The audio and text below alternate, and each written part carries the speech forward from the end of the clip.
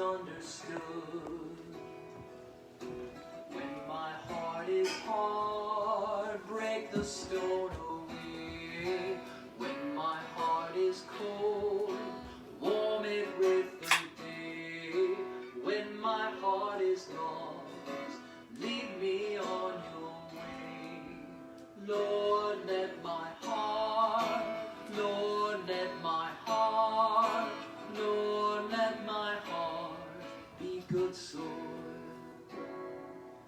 Lord, let my heart be good soil, open to the seed of your word.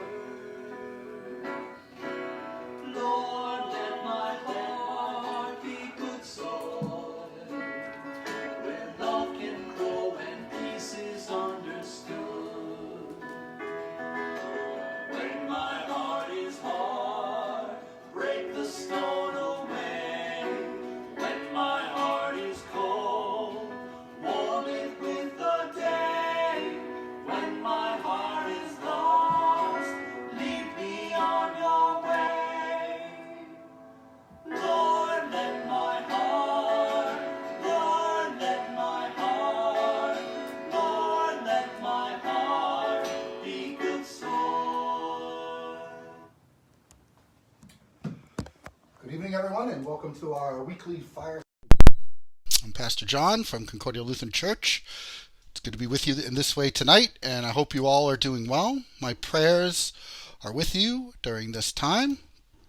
In the past 4 weeks, I've used this time to talk about my thoughts on the gospel reading for this coming Sunday. Tonight, do something just a little bit different. I want to use this time to talk about returning to indoor, in-person worship. I don't know how many people know, but this past Saturday there was a protest in front of our State House by religious people, Christians, who were protesting that they weren't allowed to worship together in person in their building. And there was about 300 people that showed up for this protest. And they had a worship service outside without social distancing and without masks. So let me just first say that I understand the desire to be back in person in our building for worship. I've said it almost every week. I really, really want to get back as soon as possible. I miss all of my congregation so much. I miss the normalcy of that Sunday morning routine that I had so very, very much. And I do truly have compassion for Christians who have this desire. I get it. I have it too. The second thing I want you to know, and if you know me, you know this, I love a protest. I protest a lot. I spend a lot of my time protesting. I protest that people aren't getting paid enough, that I protested that we didn't need a death penalty in New Hampshire. I protested when immigrants in our state or in our country are not being treated fairly and justly. I protest laws that I think are unjust and wrong. So I believe that if you have a grievance with our government, it's your right to protest. And it was their right to protest, I guess. However, I don't believe that we should be having in-person, in our building worship anytime soon. And it pains me to say that sentence. But let me tell you why. And it's actually really simple. Love. Out of love for our neighbor. That is why we're doing all this. It's why we're staying home, so that people who are the most vulnerable in our communities don't get sick and die. We're staying home so hospital personnel are not overwhelmed with COVID-19 patients. I'll tell you the truth. I'm not really worried for myself about getting COVID-19. I know I'm going to be fine. I'm young and relatively healthy. However, I worry all the time about our congregation, people in our congregation getting it. Because I would just feel awful. If someone came to worship, got sick because of it, and died. Or maybe even if they didn't die, if they just got sick, I would still feel awful. Now, I've heard some people say well, it's only old people. What does it matter? And I'm not sure why it matters, why it's just old people. I mean, people who are old, their life matters too, right? Doesn't someone with an underlying health condition matter? Of course they do. That person is loved by God and probably loved by me and loved by somebody else. That person who you're talking about, who you say, the old people, don't worry about it. Someone just said this to me the other day, by the way. That person is a vital part of our congregation. I can't, in good conscience, do something that I know may lead to your death. So let me ask you this question. In the Bible, what's more important? Worship or loving our neighbor? Jesus is asked, what is the greatest commandment? And he says, it's to love the Lord your God with all your heart and all your mind. And the second is like it, he says. Love your neighbor as yourself. Jesus doesn't say the greatest commandment is to go to worship. Our love for our neighbor is always tied to our love for God. In the letter of John, we read, those who say I love God and hate their brothers and sisters are liars. For those who do not love a brother or sister whom they see cannot love God whom they have not seen. Or how about in the Old Testament? The prophet Amos called into question the worship of Israel when they did not reflect in their lives their love of their neighbor.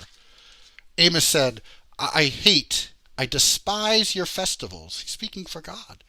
And I take no delight in your solemn assemblies. Even though you offer me your burnt offering and your grain offering, I will not accept them. And the offerings of well-being of your fatted animals, I will not look upon. Take away from me the noise of your songs. I will not listen to the melody of your harps. But let justice roll down like waters, and righteousness like an ever-flowing stream.